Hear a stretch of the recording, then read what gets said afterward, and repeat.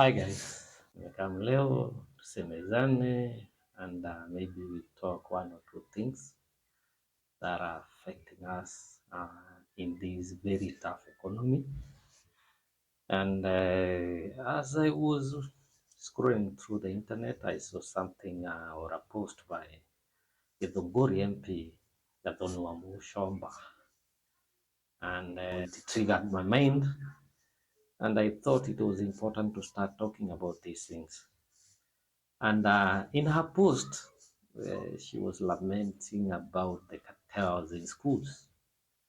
And when I say the cartels in school, I mean the school heads and the school principals.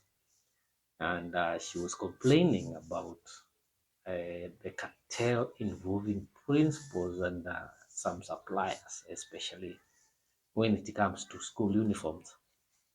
And you find most schools, when it comes to uniform, especially the secondary schools, you will find the principal directing the parents to buy school uniforms from a specific supplier or a specific outlet.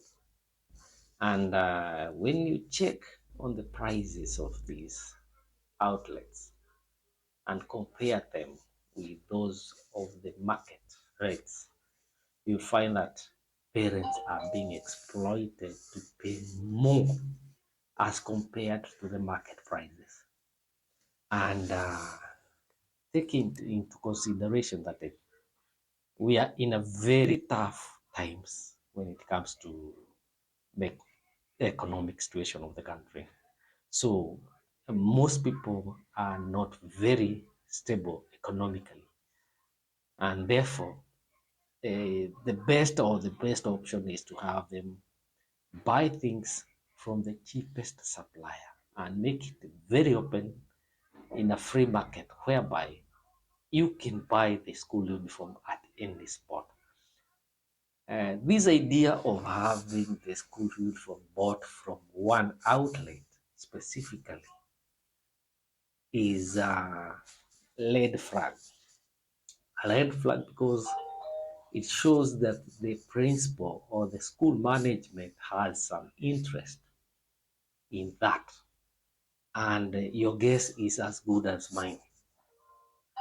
They are getting a commission on all the uniforms that are sold through that outlet.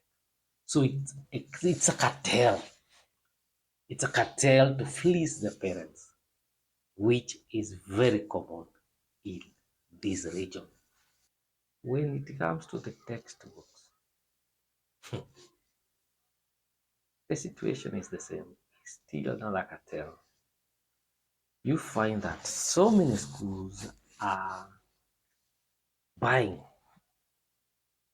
very many course books, some of them very relevant, some of them we just don't know the origin of this, but they have been approved by the KIE and the Education Ministry to be used in the schools. And that is why I find the children are carrying very heavy bags on their backs. A standard or a grade one pupil carrying almost 50 books. And it leaves a lot to be desired. Mtoto ni mtoto. We are working these children out of our grade. The reason we find these books or these books that have been approved right, left, and center is because the publishers are buying their way through, either through the KIE for approval and also through the head of schools, whereby the heads of schools are buying books and maybe they are getting a commission on it. So you approve a book to be bought for your school just because the publisher or the seller is giving you a commission. Not because it is very relevant or very important for the child, nothing to do with that, It's because there's some kickbacks.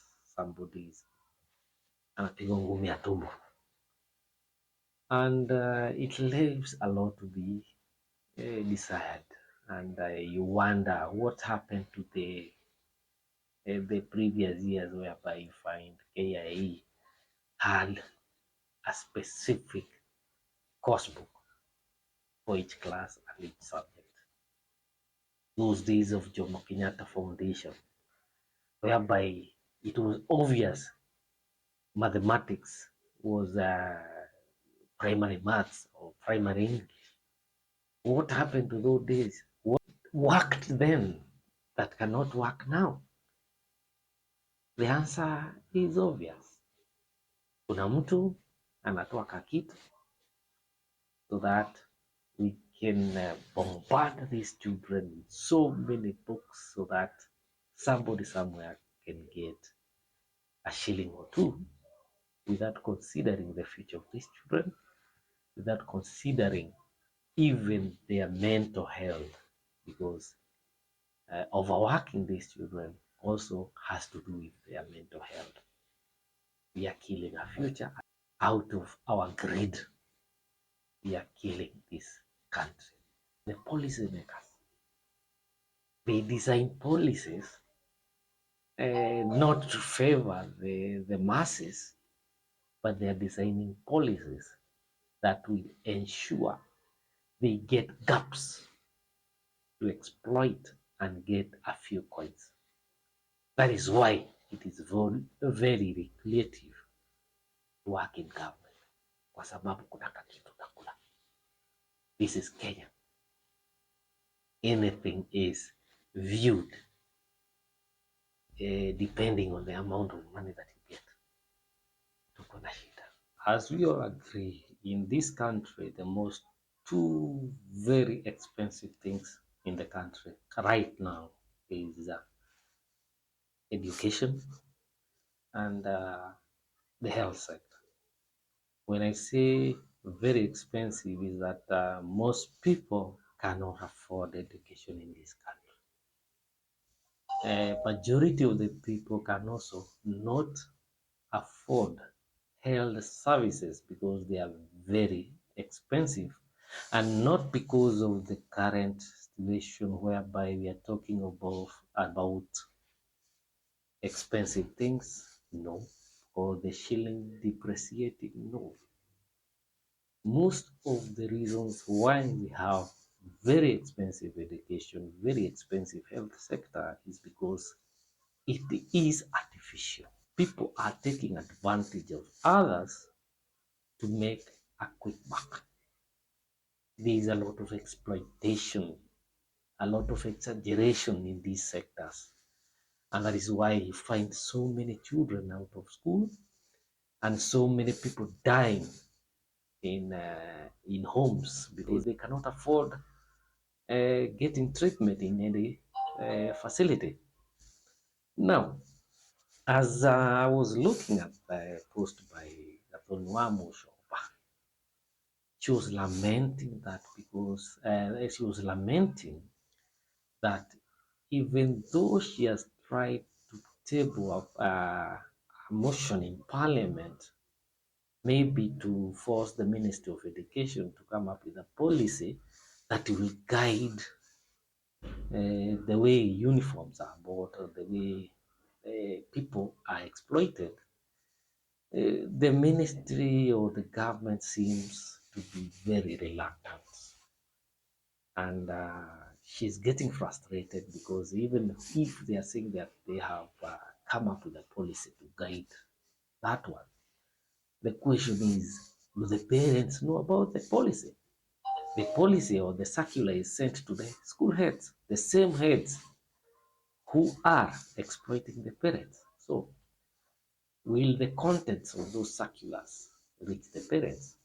And in a government that boasts of being digital, why don't they publish such circulars in their platforms, that is on social media, their website, and elsewhere, to make it public for the parents and the Kenyans to know what policies are in government, what policies are protecting it. But it seems somebody in government is also benefiting from this. That is why you find it is very difficult to access some of these informations. And the question is, who benefits when the parents are exploited? When the parent is unable to do all the things that are asked, the ultimate loser is the child. So we are killing a future. We are killing a future and we are going to pay for it. This one, they are not two ways about it. We are going to pay for that seed we are trying to sow today. We are going to pay.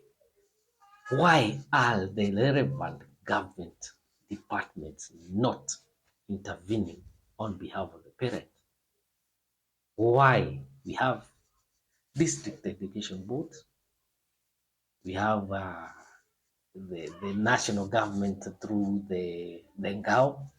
Why are they not intervening on behalf of these parents? There are so many issues in the school sector that needs to be checked. And that reminds me, this year alone, so many children never reported to Form 1. Others didn't report to the grade 7.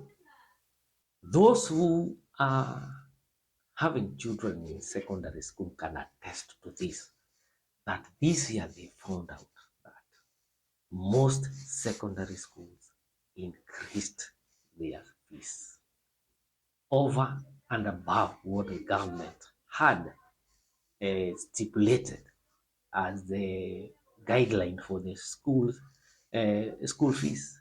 And I can tell you, there's a cartel in the school management. When you talk of this parent board or the parent associations, they don't help anything. They are just puppets used by the teachers to exploit their fellow parents. They are just there to rubber stamp. I want you to take an example of, let's say, a school meeting, maybe a general meeting whereby parents are asked to report for or to come to discuss the issues concerning the schools. How they come up with these fees increments, how they justify that one, gives a lot to be desired. But you find the teacher will make arrangements. When they come to the meeting, they know who is going to talk, who is not going to talk. And if you raise a concern, the attack is usually very obvious. Hawa ni wale hawataki maendeleo ya shule, ama hawa ni wale wanataka kuharibu shule, of which we know is a way to silence dissenting voices. The parents' representatives are just there as rubber stamps. They are used by the principals and the school management to extort their fellow parents. And in the end, you find most children are unable to continue with schooling because of the amount of money their parents are demanding. It has ended up to a point whereby education in Kenya is for the rich. If you're born from a poor background, one to you, tajitetea mbele, because nobody is for you. Not even your elected representatives. All this is happening under their watch, and nobody is raising a finger. If you walk through the streets of Thika, you can attest that there are so many street children of school going age. And if you talk to one of them or you talk to some of them, they'll tell you that they are at home or they are at the street looking for some money, and then most of them are primary school children. So primary schools head teachers are not better; they are equally bad.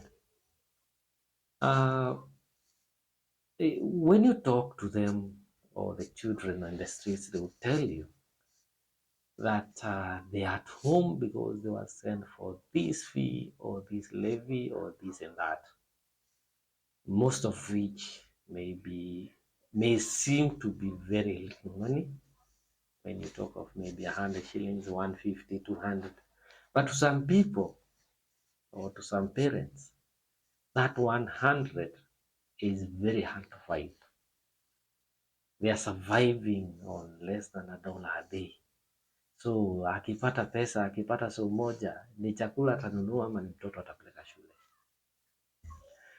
These are teachers you find, they come up with very crazy fees.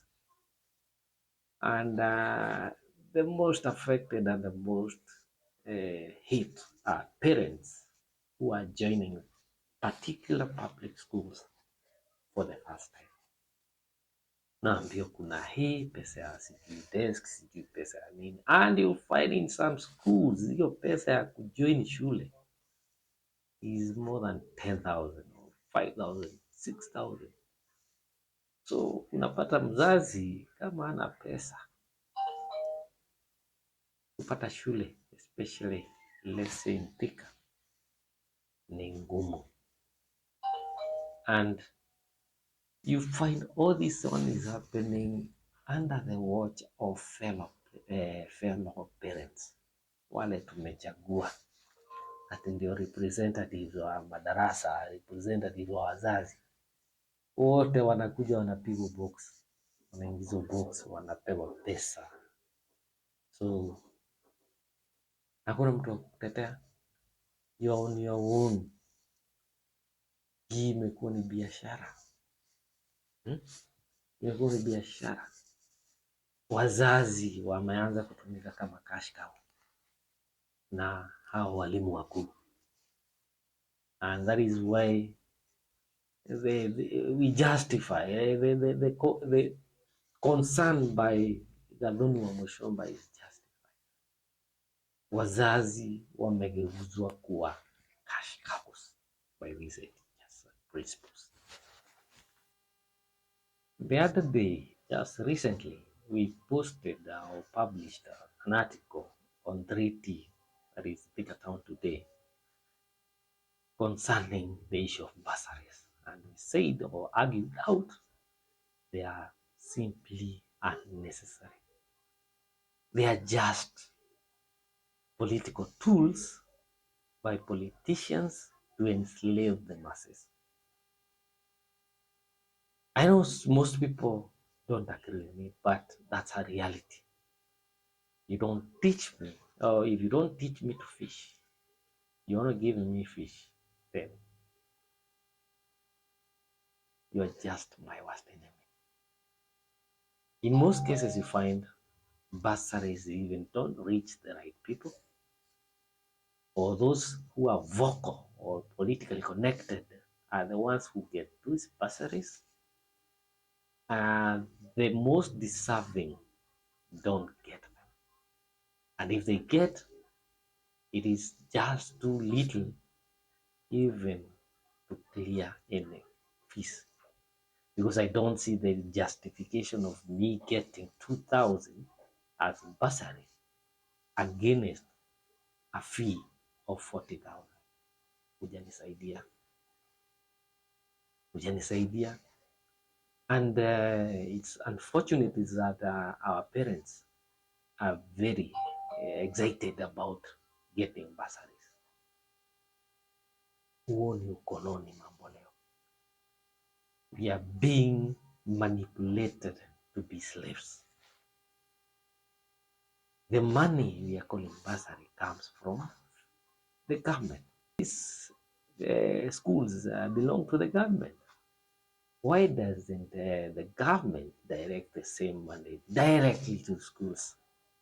as it was in the post-independent, whereby we had this thing called Kenya School Equipment Scheme, whereby children were provided with books from the government, provided with equipment from the government. Most of the expenses at schools were paid by either the government, that is the national government, or by the municipal council by then. What happened to that scheme? Somebody must have manipulated the policies to create gaps for them to get something they can steal from the coffers, making it so bureaucratic and so difficult to get money from one end to the other end so that we can take advantages of those gaps and steal people's money. That is why the Kenya School Equipment Scheme was finished or killed by the cartels. And I don't think they are ready because now politicians are taking advantage of the bursaries. When you are giving bursaries, it is as if you are giving somebody life. Kenyans, we need to think. It's time we woke up. It's time we started seeing things the way it's supposed to be. Hii mambo ya kubeba ufala lazima tuache. Otherwise, you inherited that kind of poverty of the mind, and you are now transferring it to your children to become dependent on leaders instead of liberating them to be the people that they are supposed to be. Is a republic or an independent country. Why should you be a slave to politicians or leaders? Then tuko na shida. As I conclude, I ask this question. There was a time I saw that there is a national parents association. It had officials and office bearers, and they were shouting right and left and center how they are protecting the rights of parents. Where did it go? Or if it is still existing, what are they doing to protect their members?